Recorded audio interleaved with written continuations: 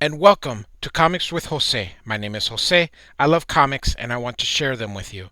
Follow me on Twitter at Art of J Velez, on Instagram at jvelez622.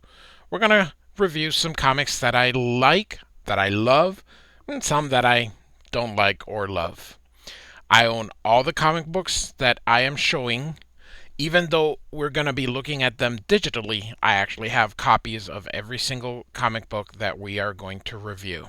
Like and subscribe, and thanks for listening. Hello, everyone. Thanks so much for joining me here again today as we get to talk about one of my favorite subjects, comic books. My name is Jose. I love comic books. I love talking about them. I love sharing them. We're going to be looking at a 4-issue miniseries here, written by Jim Starlin, drawn by the great Bernie Wrightson. Rest in peace. You can follow me on social media. Um, in the description below, I have a link to where I'm at, and I just have to make a quick disclaimer. I wish I had a better copy of this series, but this is all I could find. I owned this series. I bought this when I was in high school. I got some bad copies because I read this so much when I was a kid. This came out in 1988. Um, I fell in love with Jim Starlin. He was the writer of Batman during this time. He'd done a couple of things, and I just was getting everything that he did. And then this had pulled up and was like, yep, I'll give that a try. Like I said, it's not a very good copy, but it's the only thing that's available online. So we'll just kind of go with this. So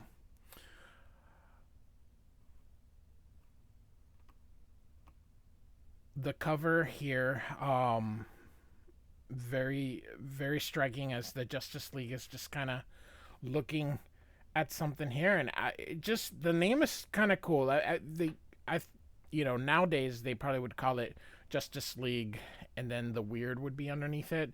So it was a little bit risky for them to probably just call it that, but you put Batman on the cover and it'll automatically sell. So we start here with in Metropolis, and it's raining, and Superman is on patrol. You could say he's just kind of watching, and here are the credits. Dan Green is the inker, so Bernie Wrightson did not do this. Um, uh, did not draw it completely, so he didn't ink it himself. Dan Green from the X-Men. Um, at that time, he was the inker on X-Men with Mark Silvestri. And then Todd Klein, probably the second best letterer after John Workman. Well, and Tom Orzechowski. Those are the top three letterers of all time. So, it just here in the captions, Superman is kind of looking, um, patrolling, but there's nothing going on at the moment. And then we go to another section of Metropolis, and there's a gentleman here by the name of Jason Morgan, and he is um, performing a ritual to create a bridge that's linking his reality to a parallel dimension. And in come these um, two things here, and one of them, or is it one thing? I think it's one. I think this thing just came out of it. Yes, I believe so. So it's one thing. Um, this little whatever poltergeister thing comes out, and so Superman sees the explosion in the sky and goes to investigate. And then when he sees the I don't know what to call it, the little energy beam, the poltergeist, when he touches it, it knocks him all the way. It says here at least 3 miles, so it's pretty powerful. When he gets back, the Martian Manhunter and Captain Atom are present here, and now we got some helicopters here from the military, and the now the JLA is surrounding it, or the JLI, the Justice League International, as they were known during this particular period of time. So I love these things. So this is what how in comic books, remember, every time it's somebody's first comic book. So notice how everybody kind of uses everybody's name here. Captain Atom. We've already been introduced to Superman. He says Green Lantern, Black Canary, and then Blue Beetle. So they just it even says Batman. So it's kind of cool. It's how they would introduce things. Guy Gardner here is introducing us to Doctor Fate. So it's just pretty clever. You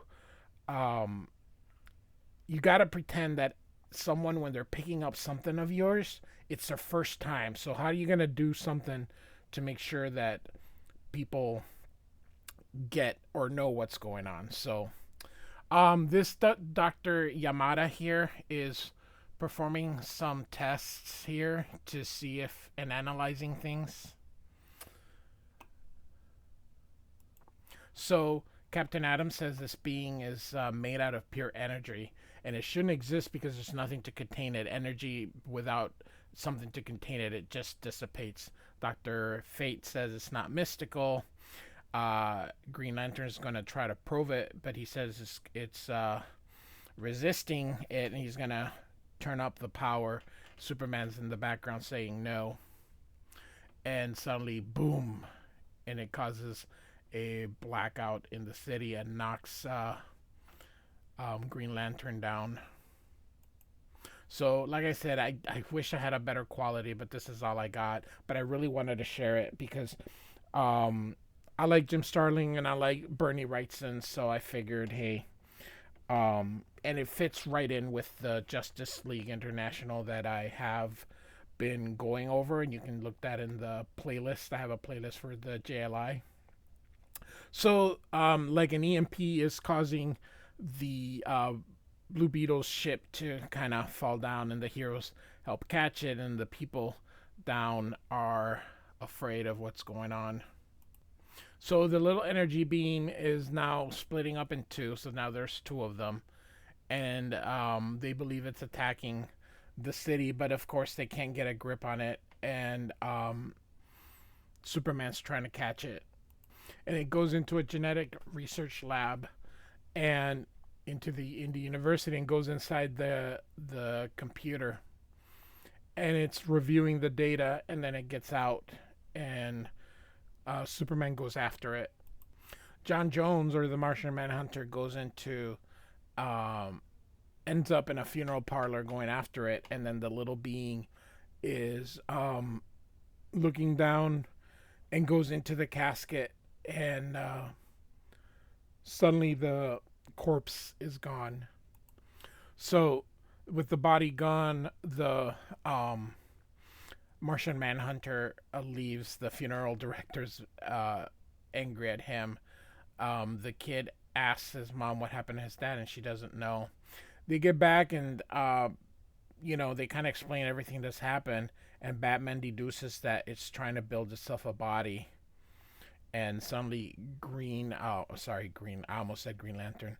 Blue Beetle points at something, and the energy beam hits the building, causing some of it to fall. Green Lantern's gonna stop it, but the little poltergeist things, the little energy beams, make those bricks disappear. Superman tells Green Lantern to try to contain it with the power ring, and Green Lantern then encases it. And then, as they all watch, they see the thing almost doing what it's supposed to do, which is build itself a body, which is pretty cool. This is Bernie Wrightson's bread and butter.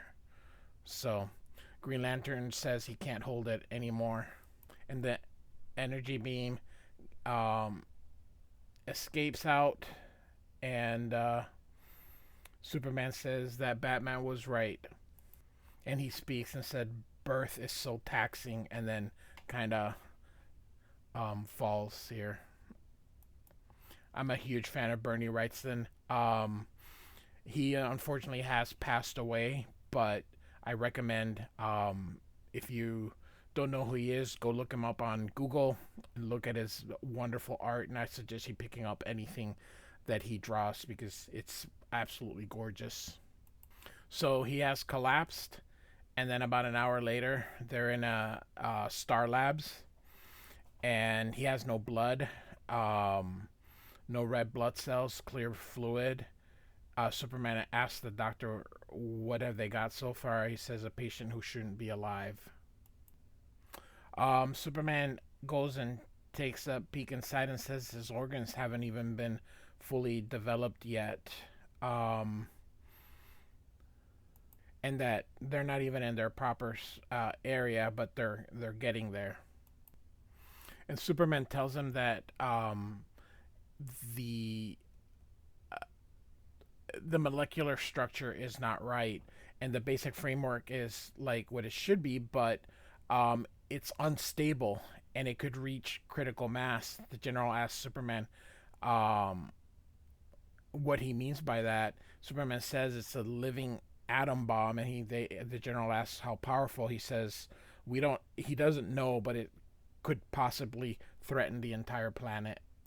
And I love this last panel here, kind of um, somber as everybody just looks or stands there looking at him.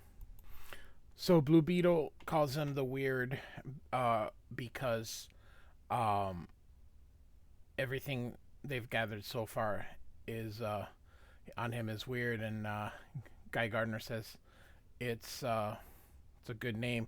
The general wants him off the planet, and they said Green Lantern says that he can handle the job, and Superman says, "Go ahead. There's a plane going down. I gotta get out and um, do something about it." And he asks anybody who's up for a trip for Mars, but suddenly the Weird kind of starts waking up. He asks them how they can uh, stand being alive, and Batman says we work into it a little slower than you do.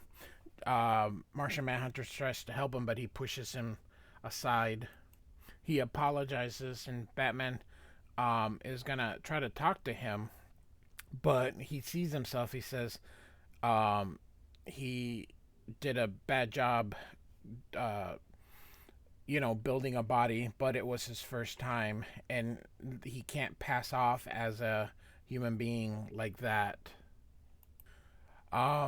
Batman tells him about the molecular instability. He says it's not that serious, and he'll check on it later.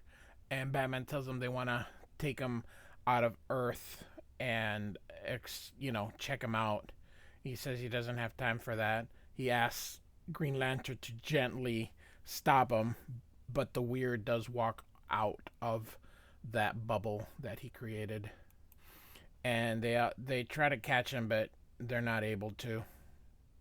Batman notices his hands are glowing. He basically gives the feedback and sends it back to them, causing a small explosion. Batman decides they better wait off because they don't want to fight basically a nuclear reactor. Or rather, they don't want to make him, explode, but they know that they have to attempt to stop him without setting off the nuclear reactor inside of him. And they're still unsuccessful at attempting to contain him. Dr. Fate opens up a portal into another dimension, but he still doesn't go out. Um, Captain Atom decides to attempt it himself, and Batman yells at him, telling him that he could set off a chain reaction, but the Weird falls. but he faces through the building, and then he comes from behind and grabs Captain Atom and then punches Captain Atom out. Batman decides to go after him, but by the time he gets there, the Weird has escaped. And he says here nothing can stand in the way because so much depends on his success. He returns to the apartment of Jason Morgan, but it is empty, so he goes out and into one of the suburbs of Metropolis. Um, the mom is very sad about everything that's happened. Her son goes out to play, and we can see a figure here in the shadows.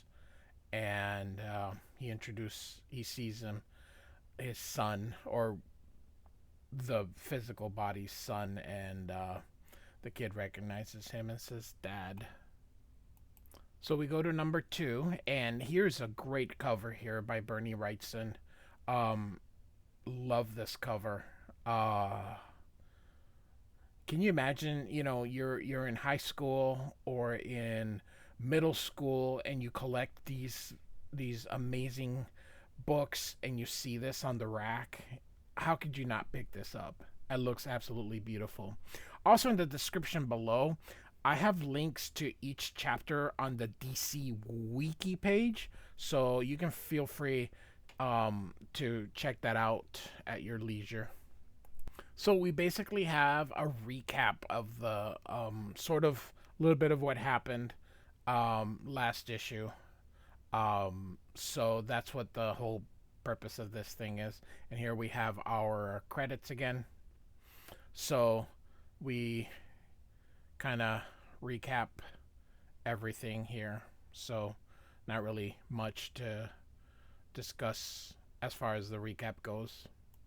So they're keeping this a secret because the U.S. Army doesn't think the general populace should know, which is typical government. Everything's always a secret.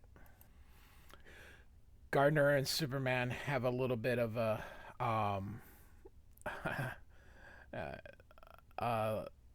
a little argument here, and Superman tells Batman to keep his dog on a leash, which Guy Gardner doesn't take too kindly to that comment. Also, for those of you that don't know, Jim Starlin is the writer of the Infinity Gauntlet and the creator of Thanos for Marvel.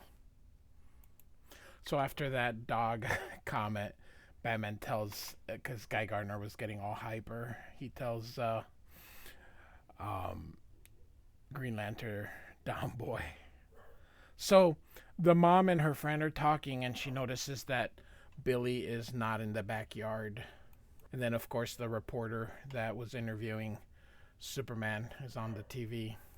So the Weird is taking Billy, and he's flying him into the ocean. He says because the father wanted to bring him there. And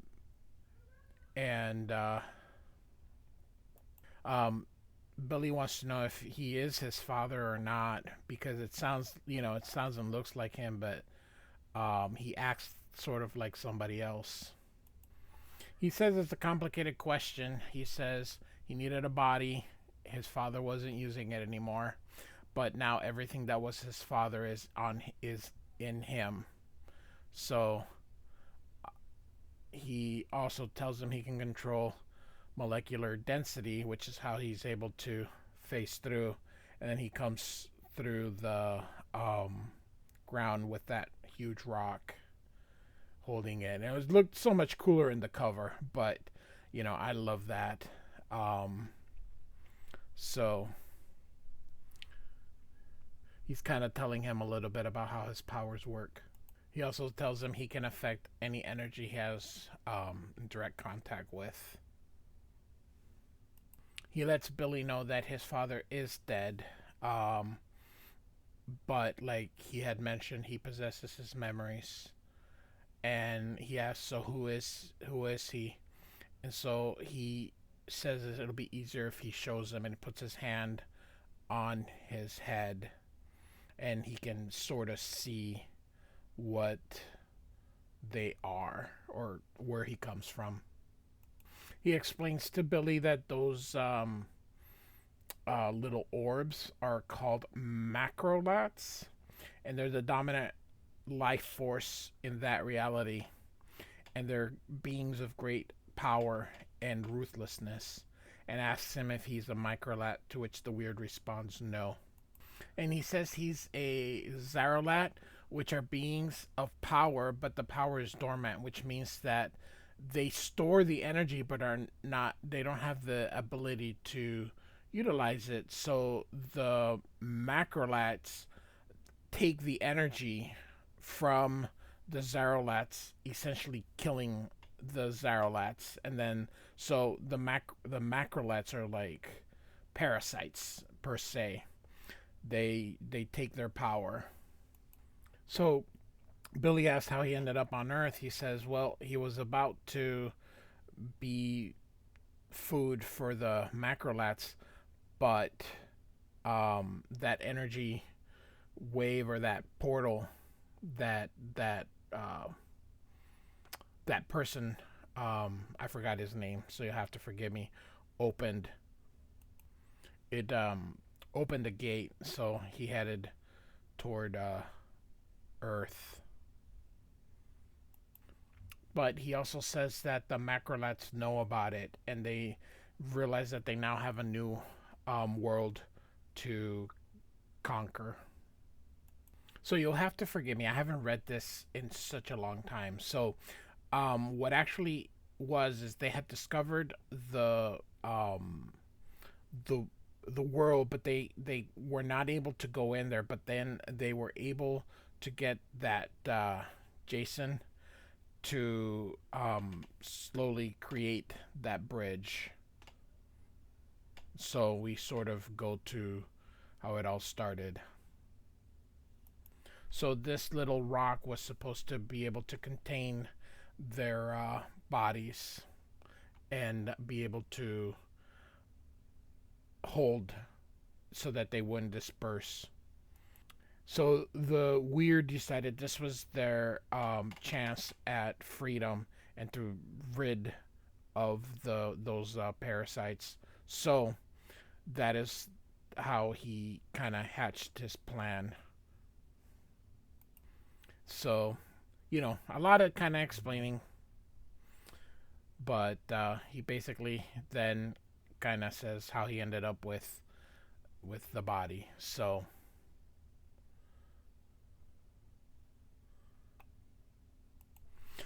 the Weird basically tells Billy that he has to stop Jason.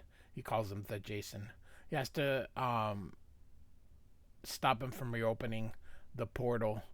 And Billy asks if he'll listen to reason. Weird says no, he'll have to be forceful. It's going to take him home because his mom will probably be worried.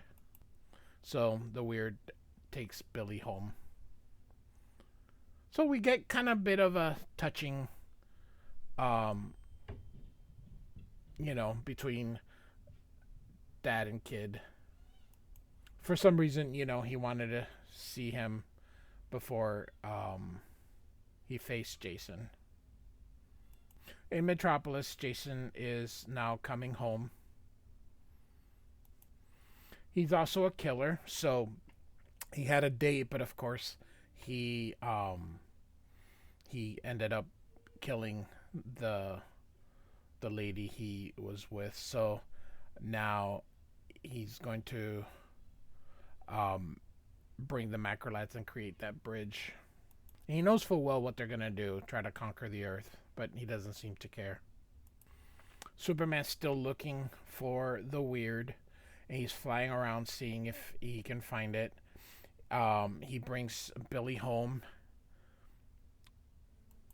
He tells him that he feels bad. He understands that he looks like the dad, and apologizes. Billy wants to know if he will be back. He says only if he survives his encounter. But he says before he goes, he wants to tell him something. Basically, he wants to tell him that his dad loved him very, very much, and tells him goodbye in a good panel there. So his mom asks him where he's been, and he just answers around. Oh, kids. And the weird, as he's going back, he's worried about exploding. So it is definitely a concern to him. So Superman finds them and asks him who's Jason, because he's talking out loud instead of, I don't know how many people actually talk out loud or just think, I think most people would think, but apparently he was talking out loud. So, um, Superman has arrived and wants to take him off planet. Now, here's a part that's a little weird because I don't think Superman just goes straight to the punches, but basically, Superman's getting a little desperate because he really wants the Weird to leave the planet, but the Weird punches him back and it obviously um, hurts him. Anyway, the Weird just doesn't have time for this and phases out, and then Superman just kind of follows him, which I don't think he would have done that, but maybe if he's desperate enough, I suppose. This is what I mean. I don't think he would cause damage to other people's um, homes like that. So, um, yeah. So that part's a little weird, but so he follows the Weird out. So the way Jim Starlin kind of wrote this, it just was a little off. As you look at how Superman's acting, causing all this damage, I understand he's trying to make sure gets the Weird and perhaps thinks the Weird is a more imminent threat, but just seeing Superman so irresponsibly just wrecking everything just doesn't seem to work for me. So, but I wanted to show just the beautiful Bernie Wrightson art. Like I said, if I ever find a better copy, for sure. But this works. So here, Superman's getting punched through, and comes back, and when he's not looking, is able to hit him from behind. So he's gonna try to um, get away, but Superman uses his heat vision, and he says heat still affects because it works at a molecular level, and he hits Superman and tells him he doesn't give up, and he goes all the way down, and he asks if he's tired of running. He says yes, and then he uses the support columns to bring the building down, which again, it's not very Superman like. Not that Superman did it, but that he would allow it. And then Superman's like, just, this is where people lived. It's one of the few things that I'm like, nope, that is not up to character. So, um, he looks with his X-ray and telescopic vision. He can't find them, but the reporters apparently arrived. Great. I like this panel here. So the reporters arrive and they ask Superman, to make a comment, to which he says no comment, and then he goes away. Then the Weird comes from underneath, and they ask him why are they chasing you, and says they're worried about my unstable molecule. They think I'm gonna blow up and destroy the Earth. To which they're going, what? And of course he reports it, and it's broadcast all over. Batman says that they have a chance to redeem because Batman's been waiting. I love this panel also. And there's the Weird. And he's going to confront Jason. And